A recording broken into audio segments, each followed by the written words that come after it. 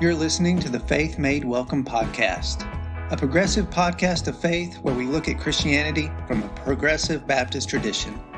This podcast is brought to you by Commonwealth Baptist Church in Alexandria, Virginia. So whoever you are, wherever you are, or whatever you think about faith, you're welcome here. Please let us know what you think about our podcast by subscribing to it or by sharing it with someone who may be looking for a podcast like this. And we would love to hear your feedback. So please leave us a comment or question on Facebook, YouTube, or Twitter. Let's get started. So, in true Faith Made Welcome fashion, we are recording yet another episode in an entirely different configuration. So here we go with episode, what is this? 16. Very nice. All right. 16. And we have a new sort of cast of characters today. So on today's podcast, we have Pastor Robin, co-pastor, Commonwealth Baptist Church. Yes, awesome. So it's good to have one of our pastors back in the midst, like last week. Always. And then, of course, we have two regulars. Myself, Cheri Spiegel, deacon at the church, and Paul Fitzgerald, neither pastor nor deacon at the church. Right? I've been adopted by the church, though, so yes. Happy to be here once again. Mm-hmm. And we have two guests. We do. Our first guest coming to us on Zoom. Hey, I'm Casey Pick. I've been a member of Commonwealth Baptist for several years now, and glad to be here. Great. Yeah, and Casey's also the chair of our finance committee, so Nice. That's important for us, right?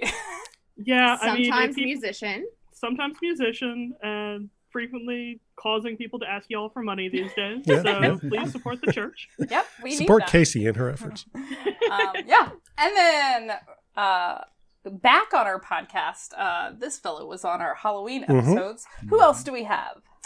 We have Eric Spiegel, member of the church, on council, sometimes tech support. Mm-hmm.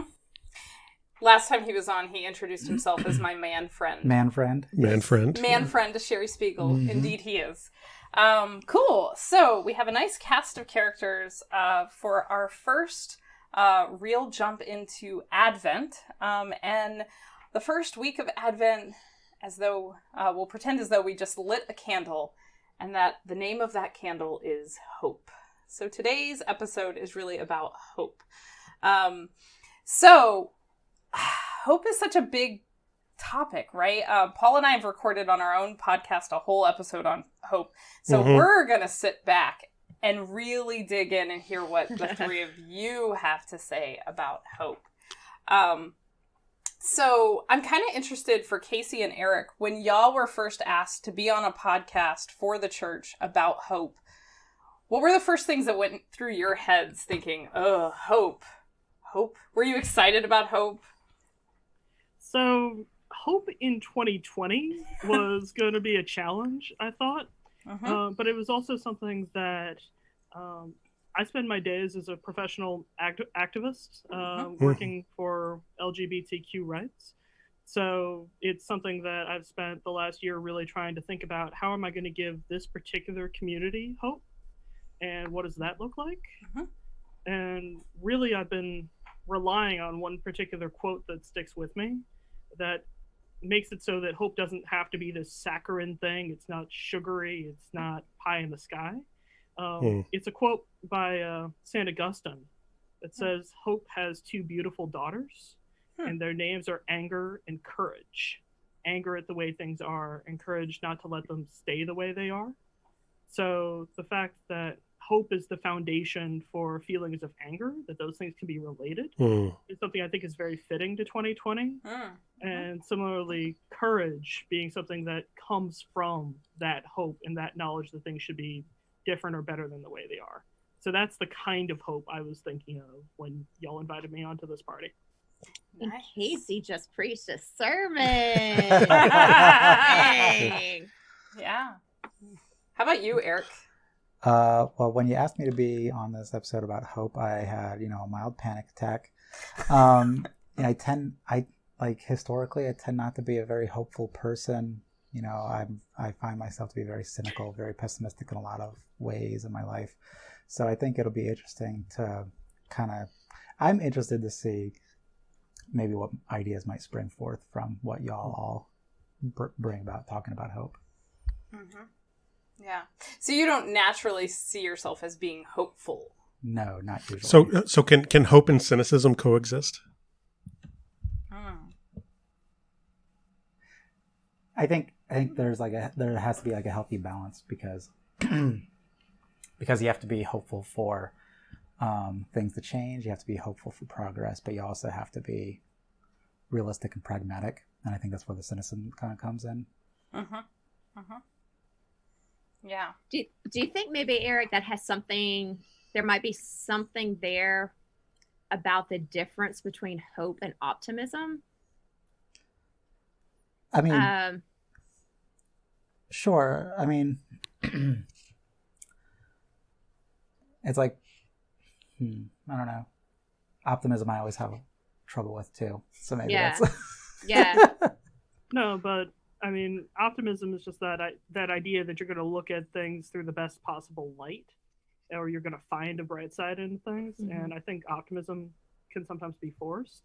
The thing about hope is you've got to have good judgment about what you're putting your hope in. Like, what are you hoping for? So, I mean, one of the things that's interesting, like, we can say, well, is this connected to optimism? Is this related to cynicism? But one of the things I think is interesting is, so Eric isn't a person that's hopeful necessarily, but I don't see you as being a person who's negative. So how do you, like, do you see yourself as being positive even in the midst of not having a hopeful spirit? I think the positivity and perhaps the optimism can come in terms of broader things like the kind of general anxiety, like, are things going to be okay? Like, generally speaking, yeah, I think they are. You know, how it's going to get there, it's going to be a bumpy road, you know, whether you're talking about big global issues or small little things in life, I think. So that's kind of hopeful. Yeah, I suppose so. Yeah, that's hopey. Okay. Yeah, that's hopey. That's hopey. Yeah. But yeah, that's fair. Yeah. How about you, Robin? Like, we talked a little bit last week about your thoughts on hope, but where do you... We did. Yeah. And I mean, I probably said most of this last week, but I think that I think having that pragmatism that Eric is talking about might be necessary to be able to experience hope as opposed to optimism. Because I think, kind of like Casey was saying with, you know, the two sisters, our anger and courage daughters, two daughters, are that of hope. Are that in order to be hopeful about something, you have to see what's not right in it already. Right? That if you are seeing everything through you know, rose tinted glasses, there's no need for hope because everything's already great and hunky-dory. And I think that's where I'm landing with hope this year with 2020 is that anybody who's not like willingly putting on some crazy blinders can see that things are not what they should be or what they could be right now. And so we are at a place, I think, to become hopeful people, because hopefully, instead of just getting bitter and completely defeated about all that is not well or right or good right now, we can have some hope that these things will work out themselves out, or that we can be a part of helping working some of them out. Yeah, I think that's the where that comes into the relationship to cynicism or even a nihilism. But a hopeful people will look at a world that has problems in it and say, no, this is not the way it's supposed to be. And that knowledge of it's supposed to be otherwise, you only have that knowledge if you have hope in something better. So that's the part that really makes you want to take action. It's that bedrock sense of it's supposed to be differently. And I think that's an expression of hope. And that's the activist speaking there. Yeah, I was going to ask, like, Casey, do you think activists what do you think the activist relationship with hope is? Do you think activists have to keep hope? Is it essential for activism to keep going? Yeah, otherwise you're going to burn out. You have to have that sense that the arc of the moral universe is long, but it bends towards justice. If you don't have that sense that there's a justice out there that you can get to, then you can't get out of bed in the morning. So, but I find it, even in the tough times like we're in now, I do find it easy to look around and find the things that will give me further hope and further reason to keep going. That you can find those moments of light and darkness.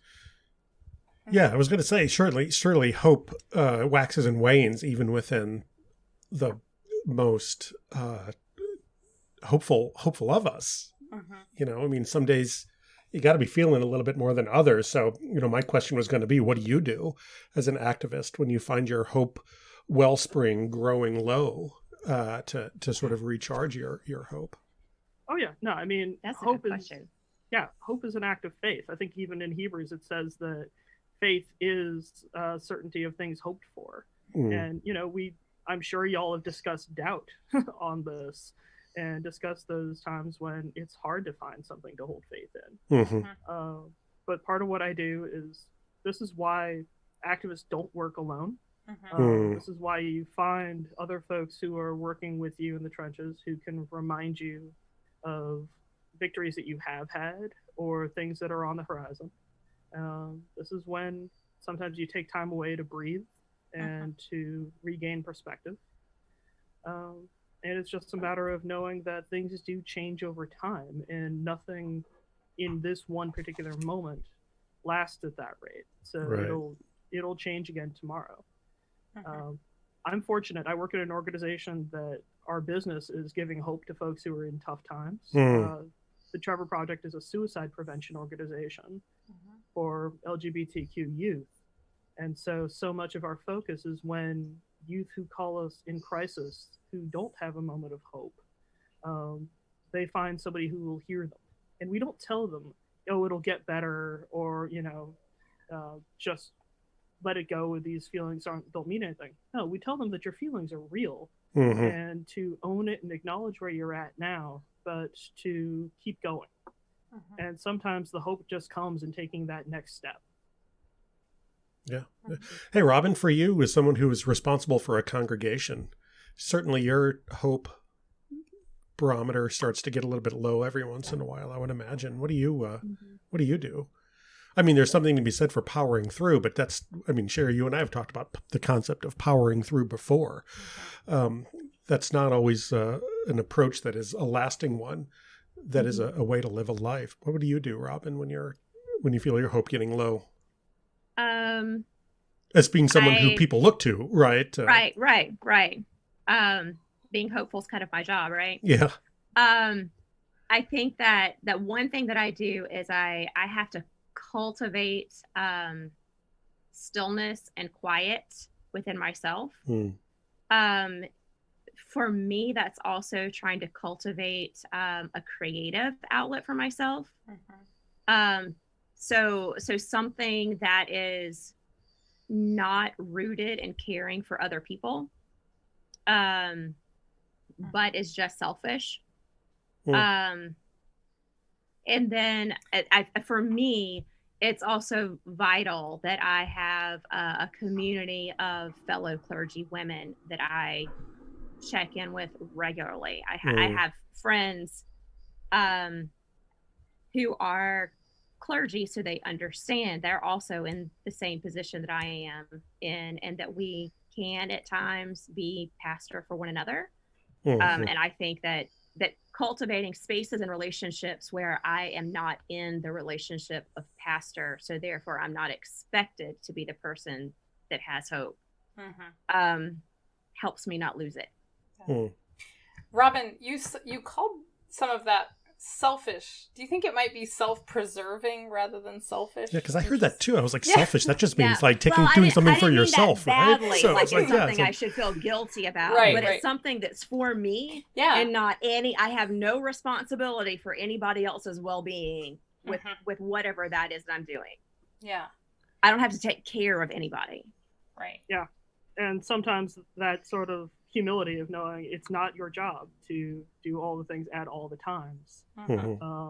As an activist, there are times when, for me, I pulls back into my faith, just remembering some of those promises we've been talking about at church lately. There are a lot of promises that God makes. And I can be like, okay, maybe nothing I do is going to work. Maybe every law I pass will get struck down by Trump's Supreme Court. Maybe everything I do can't go anywhere. And that it's just a matter of knowing I have an obligation to try and make things better where I can, but also knowing that it is not my obligation to solve all things. And, there is a promise that there will come a day when there is no more weeping and no more injustice. And so call it a backdrop. My grandmother, who is one of my favorite people on the planet, she always will just say, it's in God's hands. It's in God's hands. Yeah, right. And, that is in some ways trite and in some ways flippant and in some ways a cliche and in some ways so true. That it does help to remember that, right? That perhaps that moral arc of the universe is far big. I actually, I was just listening to a podcast that follows the Revised Common Lectionary. And so it was about Moses dying before he gets into the promised land. And so if we think about the moral arc of the universe bending towards justice, we may not get to see it all. Just like Moses didn't get to see the promised land, which was really unfair, right? Since he led the people all the way there. But hope is trusting that I'm doing what I can, my part of the puzzle, and that I don't have to see, I may not see all of the pieces fit as they should. Absolutely. Hope is planting trees that you will never see grow. And Eric, you were kind of speaking to that earlier when you were saying that you believe ultimately that things are going to work out, even if you can't name it right then. Yeah, even if you can't outline all the steps, you can't do all the work, you can only do it in, small batches so that it ultimately plays into the larger role. Yeah.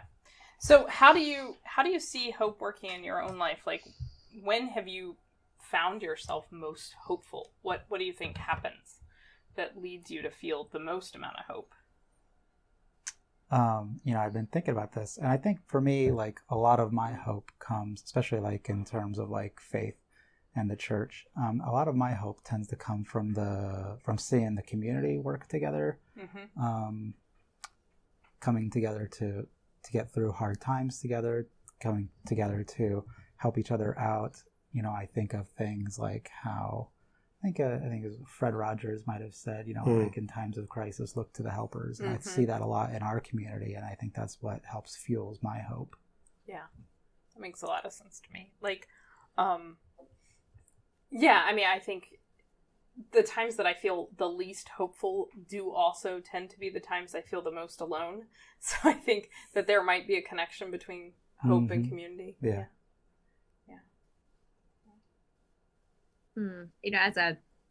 I was, just saying as a pastor that in order to cultivate hope, I have to cultivate time where I'm not someone's pastor. But the flip side of that is that being invited into important moments in people's lives and sometimes into their spiritual doubts and questions, and sometimes in their hardest heartache. And I think that in those encounters, I am so often gifted with opportunities of seeing grace. Hmm. You know, sitting with someone as their partner dies, or being in a hospital room, or watching children get curious and make discoveries about faith and God, watching people wrestle and doubt and survive and hang on, that all of those experiences make me so hopeful, because I get to see both the power of community that Eric was talking about, but I also just get to see how amazing people are. And what people survive and what people experience and how people grow or find comfort even with doubt. That all of those experiences give me hope. Yeah, there's something interesting about watching, like when you really pay attention to how life can unfold. There's yes, there are some awful things about how life can unfold. But every now and then, if you can watch those parts, Robin, I think, that there's something to really bring us hope within seeing kind of the magic of how things can unfold. Yeah. Or how people can support each other even when the horrible that you mentioned happens. Yeah. Which it will. What were you about to say, Casey? Oh, just that when I think about the things that give me hope, it tends to come in small doses each day. Whether that is the moment where I get to see today's LGBT kids who have a freedom or a happiness about them that my generation didn't have. And sometimes I'll see that, and that'll show me, okay, this is what those fights were for, and to see that payoff 10 years later. But in some ways, even the things that give me the most hope come in some of the most surprising moments. I have sat across the table from people who just did not understand my community, did not understand what it meant to feel excluded from churches, that sort of thing. And to have one of those folks, after going hammer and tongs in a debate for, in some cases, years, to see the stone across their heart shift just a little bit. Maybe the door doesn't open, maybe it'll even slide back, but to catch those moments where understanding happens, I mean, because that's a thing that so many people tell you not to hope for, that kind of change. Don't get your hopes up. Right. Don't get your hopes up. Don't spend your time on those people. They're hopeless. And it's in those moments where, in the hopeless conversations, where I see something happen, that it's not because I'm a terribly persuasive person or because of anything like that. Sometimes I just get to see grace move. And it doesn't happen often, but that'll sustain you for another day's walk on a tough road. Yeah, when you see somebody losing hope or hope that was lost, using the mathematical equation from earlier, says Teacher Paul, do you see that as a less of a recognition of the anger side of it, or is it a loss of courage? You were talking about that relationship between anger and courage. It's a relationship, but it's not a mathematical relationship. It's that they are everything is tied science, in, Paul. and where Yeah, they travel together. Yeah, I'm a lawyer. I'm not a mathematician. But I think that, I mean, loss of hope is one of those things that happens, and we see is through a glass darkly, which means we're not always going to be able to keep our eyes on that thing that we're keeping our hope in. So if I find somebody is in a place where they're losing hope, that's a moment to come alongside them and listen. That's not a moment to talk, and certainly not a moment to tell them that they have lost sight of what's important. Right. Because what they're seeing is important. You're not angry enough. You don't have enough courage. You don't. Right. Well, There's no value to that. Yeah, there's nothing and there. Right? That's part of the beauty of community to me, is that there are times where if my hope is waning someone else can hope for me in that moment. I think that that an example of that just comes to mind and was very powerful in my life is and most of you all know that Marty and I had a really hard time having children, and that took quite some time for us and some help. And my stepmother, before Sophia was conceived, my stepmother needle pointed her this beautiful quilt. And that was, it wasn't really even something that she told me about. So it wasn't something that became pressure as great. Now they're making baby crap. She didn't tell me about it, but she did it. And that was like her prayers for me. And that was her hoping for me, right? That it was going to happen. And then once we did get pregnant and she gifted us with that, I got to see the hope, right? I know how much time it took to needlepoint this big quilt. So I got to see at that point the amount of hope that she had for me when I had very little for myself. So that's, we need the cynics like Eric to keep us from like going all off into optimism, right? Like he keeps the optimist grounded. I think, and keeps people from going all the way into la la land.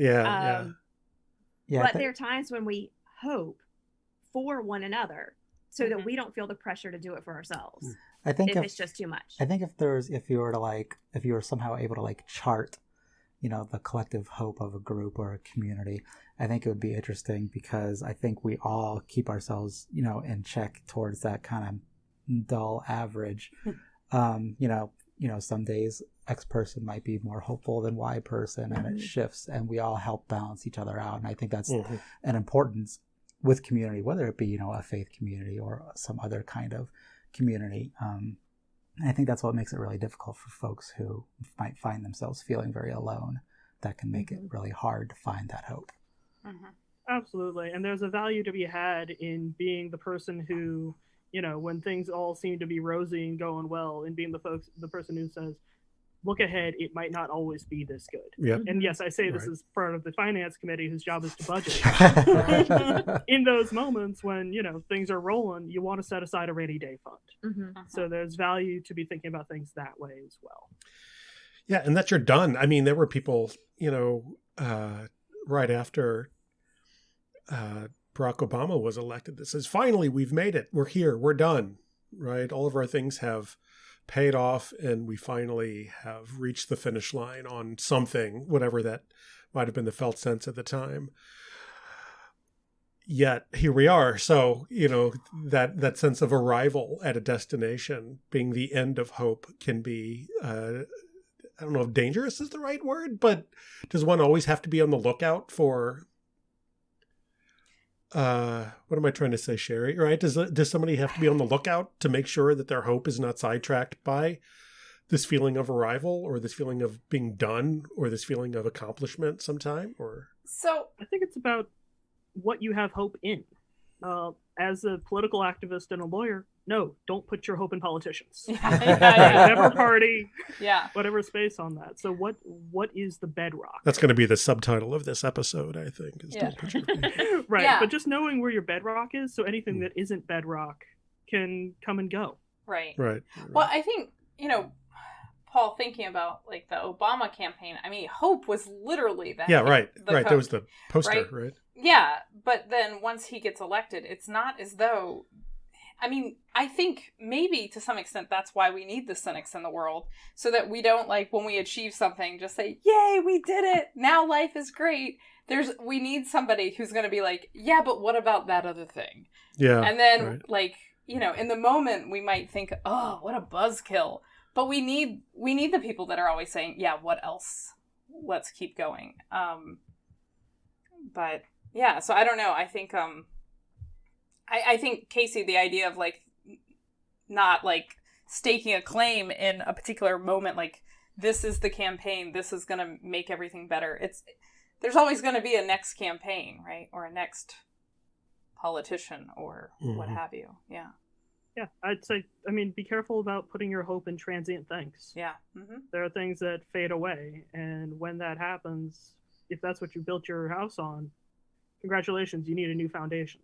Yeah. There's going to be ebbs and flows in life. There's that moral arc isn't going to be a straight line going in the right direction.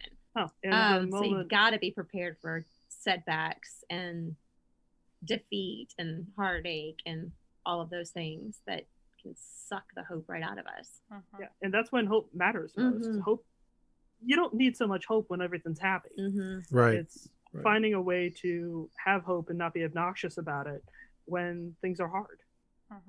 Or there is the, boy, everything is great right now, I hope it stays this way kind of mentality that is an interesting one to find oneself in sometimes too.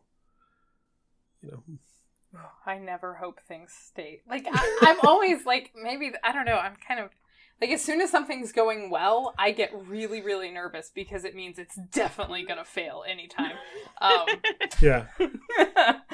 I quote Terrence McKenna in every episode of Faith Made Welcome. Nothing lasts. Just everybody know, nothing lasts. Right? You really do. It's kind of amazing. Yeah. Interesting. I was just going to say, I start every episode hoping, I hope Paul doesn't mention Terrence McKenna again. Yeah. So, Robin, was the candle lit today? Is this candle lighting? So we're recording a week in advance. Okay. Which means that by the time people listen to this, we will have just lit the candle. Okay, so what this means is that I don't quite know when Advent starts, I guess is what we just sort of found out. Right? Because I know it's like right around Thanksgiving, so it's the week after, I guess. Well, this year it is. Yeah, it depends on how the calendar falls. Right. Right. Yes. So from listeners, the candle has been lit yesterday, right, by an Anderson. And which one remains to be seen? Do you know if it's going to be you or Marty? Or we are actually hoping to take the Advent wreath to a church member's deck or porch and have them light it. Oh, that's amazing. That's amazing. In the context of a liturgical Advent candle lighting or within a liturgical calendar or any sort of, church-based way, what does hope mean for a church? Like when you light it as an Advent candle, symbolic of hope, what do you bring to that? What's your intention of it, Robin, when you do that? Well, I think the intention is so this Advent is the beginning of the liturgical year. So the first Sunday of Advent is like New Year's for church. And so that's the first Sunday. And I think there is value, just like you may have a State of the Union address or New Year's resolutions or intentions. There is value in beginning the year journey together with that touchstone of hope and then peace and then joy and then love. Those in some ways would be like the foundation of a meaningful life, right? And so not the worst way to start not the worst way to start a year. Right. Well, and that's one of the things that I wanted to do on today's episode was to ask we have a church council member and we have our finance chair. I kind of am curious what y'all's hopes are for the church as we start this church new year. What are your hopes, Eric, for the church as a church council member? I think my hope right now as a church council member is just to get us through this pandemic intact. And I think we're doing a halfway decent job of doing that. And my hope is just that we continue to be there and to reach out with each other and to, this is just, I hate the phrase, these unprecedented times, but you know, it really is unprecedented. And I think my biggest hope is just that we're able to come through this stronger than we went into it. Nice. Yeah, my hopes for the church really are about that as a community, we continue to find ways to connect and to grow in depth of connection. I think this is a season of going deeper, perhaps than going wider. So this is a season to, I think, grow and learn about the needs of caring for the least of us and helping each other along in times of struggle. I think that there's a lot of, I think there's value to that, even though I would never have wished for this season. It's about finding what we can take from it. And part of that is finding the ways that we can see each other and maybe see things that we haven't seen before this. Do you see that as something that you're recognizing? In some ways, yeah. I think we're having some different conversations about what the core of church is, what the priorities are, what it looks like to hold a worship service or to do spiritual education. Yeah. I think things like, even like this podcast, these are conversations we didn't have before. And because we're meeting over different mediums or hearing each other in different ways, I think there's value in that. Yeah. In a non-committal way, Robin, do you see anything emerging from the way that things are going now with how the service is being run to, you know, this podcast, it's kind of all the things, all the changes that I had to make, going deeper instead of wider with this? What do you think is going to stick after this pandemic is over? I hope that right now we're having conversations about what are the connection points for different people. Realizing that online worship is some people's favorite thing that we've ever done, and they want that forever. And for other people, it's just hard to connect through online worship. Yeah, right. I think that the podcast is something that some people will never, ever listen to. And other people will be thinking and asking questions and listening and connecting in a way that they had not before. And so one thing that I think that is exciting that's happening right now is where we're getting out of the formulas, because none of the formulas work in this context. Right. And we're figuring out, how do we make points of connection for different groups of people?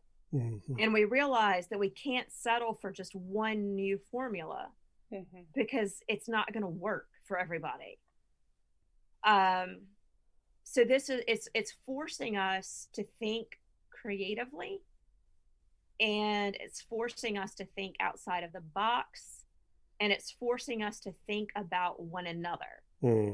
And I hope that all of that sticks, whether these formats stick or not. I hope that asking the questions stick. I think that for me, one place where my anger and my hope connect deeply right now is when I think about the American church, that particularly white American churches are going to hell. I mean, there are parts of the institutional, predominantly white American way of doing church that absolutely needs to die.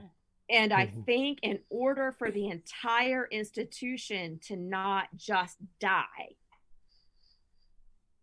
we've got to cultivate some seeds, right? That can become new life. And I'm biased about this faith community because I adore this faith community. But I think that if there is a little engine that is willing to try and do that work of thinking outside of the box and is willing to let what needs to die, this faith community is one that I have hope will be on board with that.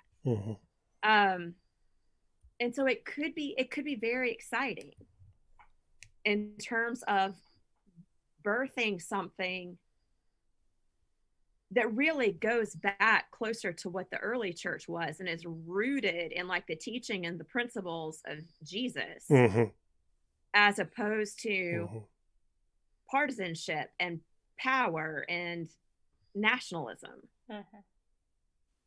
Yeah, I mean, I hear you 100% on that element of there's been a sense of anger of looking at what has been prioritized in some ways by the American church in this season. Because I started out with a saying that it's about, we've had to pare down to the essentials, really, and figure out what's essential and what's core to how we do church and how we do faith together.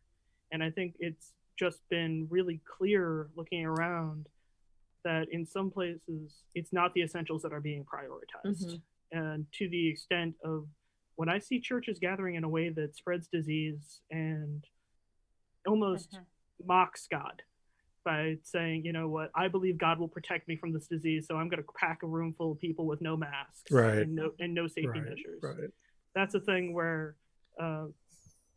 you learn by contrast of this is a group of people who is not prioritizing the essentials of church, which is about showing faith in God and taking care of people and loving your neighbor. And so to the extent that this moment is a crucible, and it shows who we are and what we value. And I am glad that at least at Commonwealth, we seem to be showing that what we value is loving our neighbors and finding a way to be welcoming, even when that means doing it across the internet or finding other ways to gather that we've never done before and that don't feel normal or familiar to us. So keep finding the courage to seek out the thing that matters and to have hope that, church can be church the way that God envisions it. Yeah.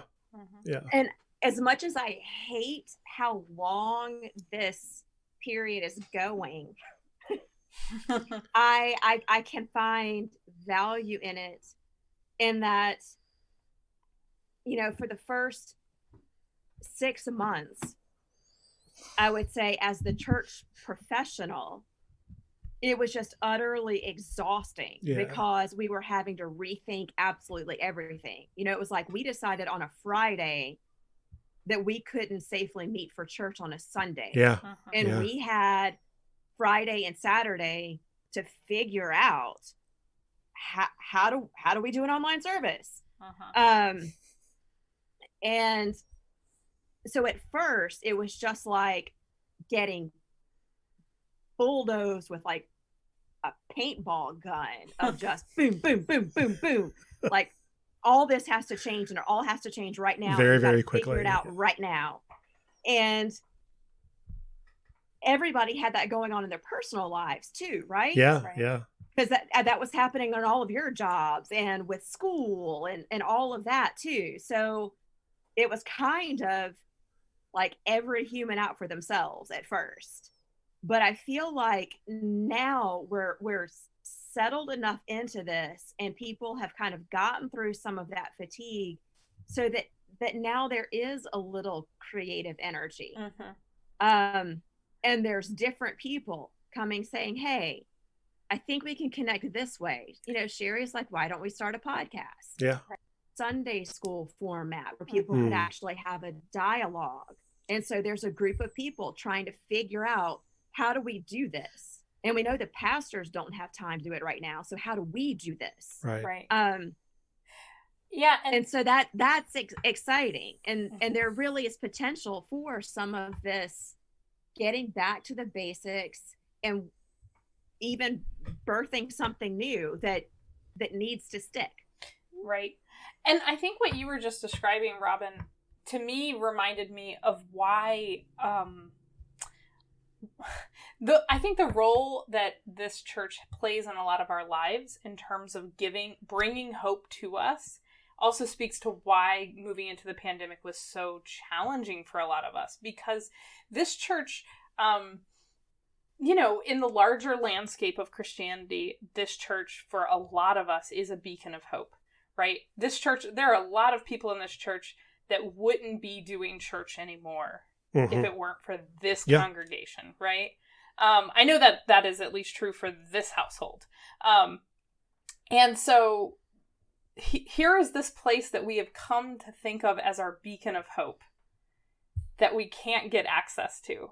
And so I think that, like, the fact that it only took us about 6 months before we could get back to creativity is pretty good, actually, considering, like, you're right. Like, we all lost, like, our footing all at the same time. And so we had to figure out, like, sort of in small, like, moments, how do we find hope again, and how do we get back there? Yeah, and to do that, I mean, if the pandemic ended in a week or a month, none of it would have stuck, right? Everything would have just kind of gone back to the way that it always had been. No harm, no foul. Let's never speak of it again. And I'll see you guys on Sunday, right? For things to change, they actually have to last long enough to force the conversations and to force the solutions that are required in order to make something go forward. And the pandemic will last as long as it does until those lessons stick. And we see the wisdom in doing things a new way now that technology has given us the luxuries of being able to do things in new and interesting ways. Back when I was, we talk about the old Lutherans every once in a while, Robin, in these podcasts, right?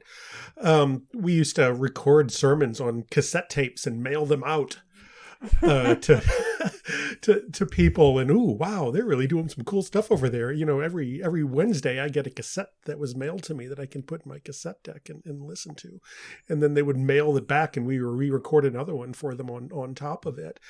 How times have changed, and how times have changed, and it's interesting that maybe that's what it takes. 6 months, is what it takes for the expectations of things remembered to sort of vanish, and to embrace new ways of doing things, to see the potential of doing so, and to see the value of doing things the old ways, not by how many congregations have adopted them over the millennia, but based on the red words in the New Testament in those first 4 books, and how that church looks like.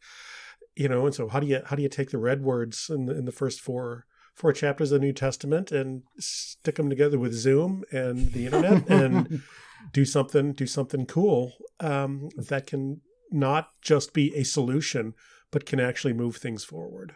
The Thomas Jefferson Zoom Bible. Yeah, exactly. Yeah. I think something what sometimes gives me hope in humanity, thinking about this kind of things in the broader sense, is the creativity and problem solving acumen that we have and I think that gives me hope that we will get through this pandemic, because, like Robin was saying, we're finding new and interesting creative solutions to a problem that we hadn't had before. And so, yeah, and I mean, it's a nice reminder that we are better together, right? Like, Eric and I were watching service this morning, and we've been doing the tech stuff for the church for a little while.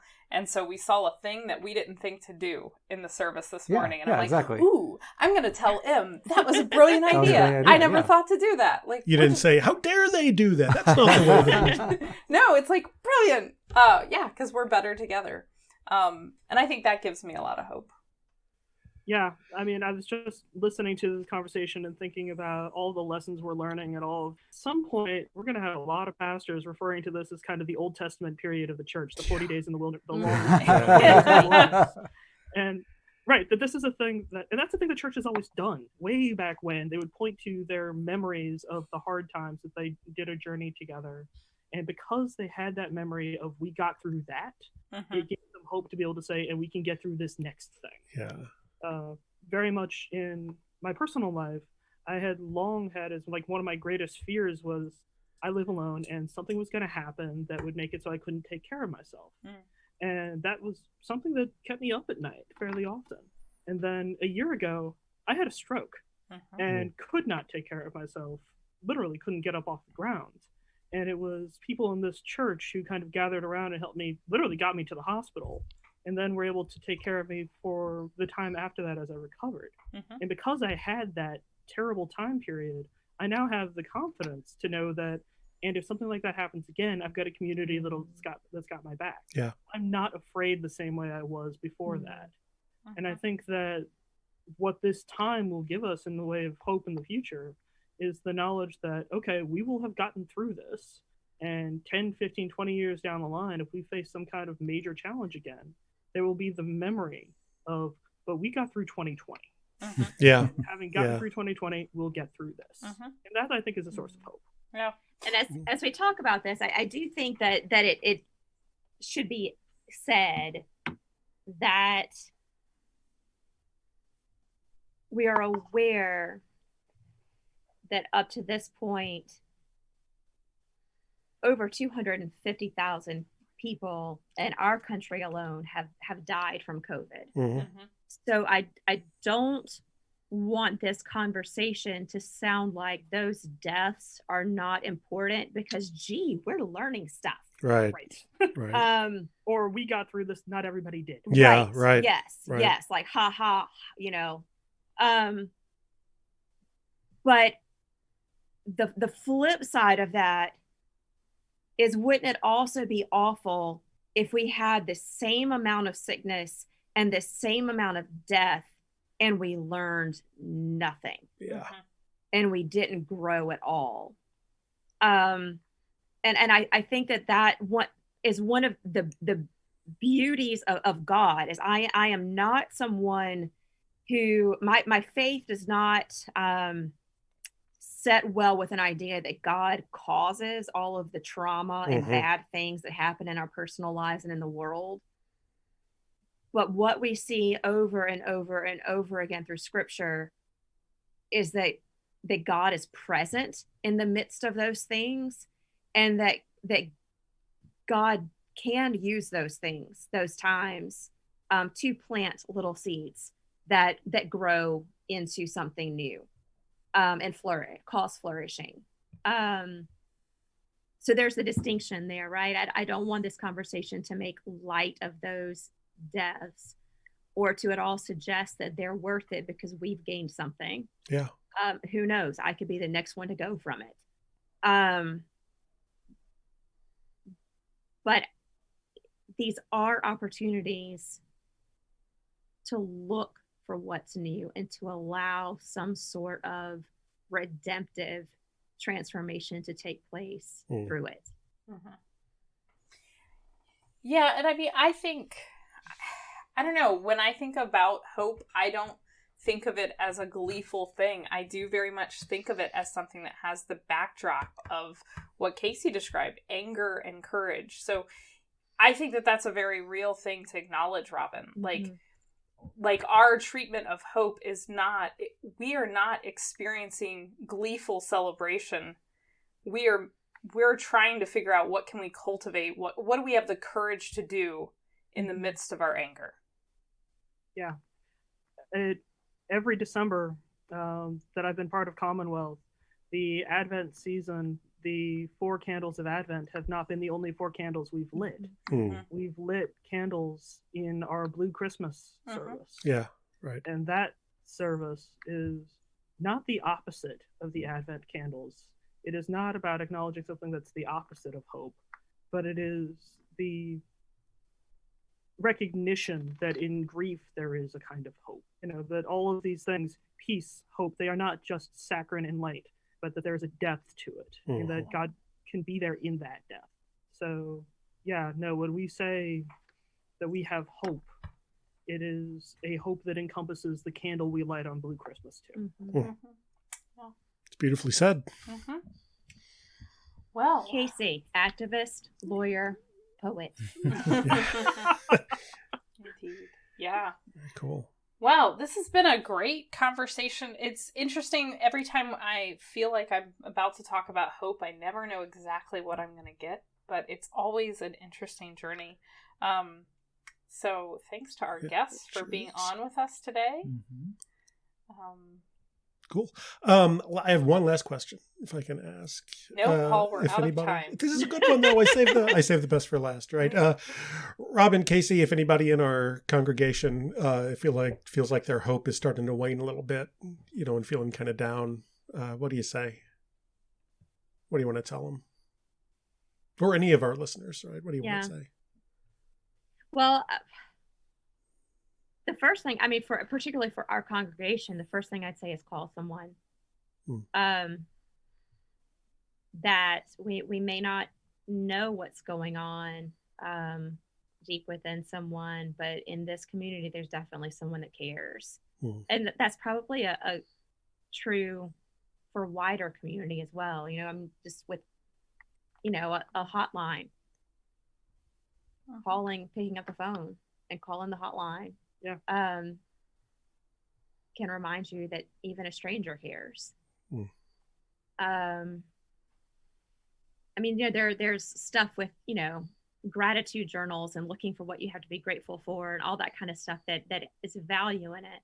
But I think that when you're in the depths, cry out to someone, whether that's God or picking up the phone. Yeah. Hopelessness is a quicksand pit. And the way out of it is to either go forward or go back. Remember the memories of the things that are worth having hope in, and the times that you got out of other pits, and looking forward to the things that the next day, the next step, the next meeting on your calendar, and seeing that. And if you can't find a tree branch to pull yourself out of in either of those directions, make a call. And there will be somebody who will be there to pick up and help pull you out of that pit. And if you're too exhausted to make the call, take a nap. And then make the call. Yeah. Lots to be said about naps. Yeah, absolutely.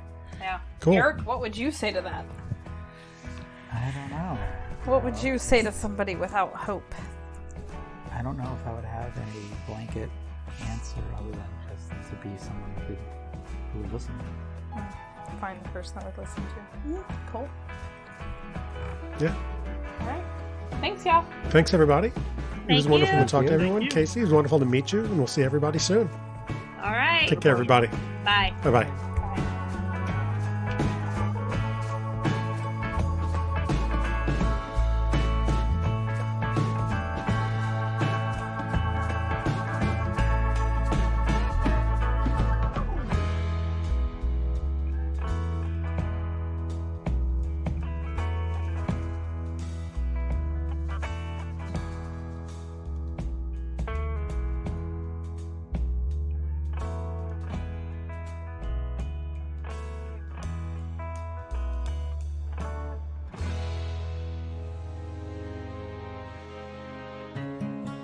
This podcast is produced by Cheri Spiegel, Paul Fitzgerald, and This Most Unbelievable Life. For more information, please check us out at www.thismostunbelievablelife.com.